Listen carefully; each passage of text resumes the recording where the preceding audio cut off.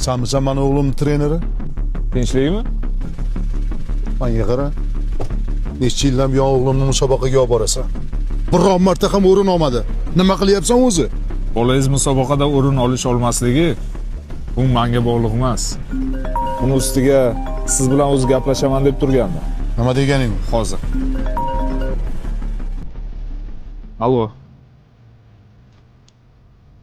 Labbay onajon. Ha, hamma aytgan narsalaringizni oldim. Yo'q, hech qaysi qolgani yo'q. Hammasini oldim.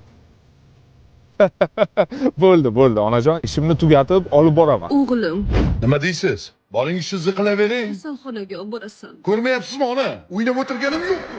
Mayli. Nima bo'pti o'g'lim? To'xtang. Hali onam telefonni qo'yganlari yo'q.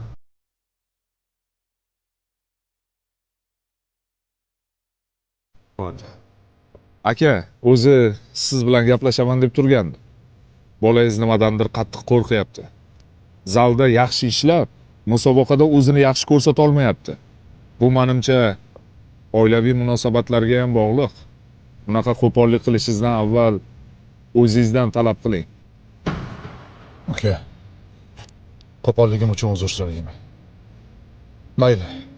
Mani o'g'lim chempion bo'lmasa, lekin sizga o'xshagan ota-onasini hurmat qiladigan mard yigit qilib tarbiya qiling, uka. Men faqat mashg'ulotlarga javob beraman. Tarbiyani siz berasiz, aka.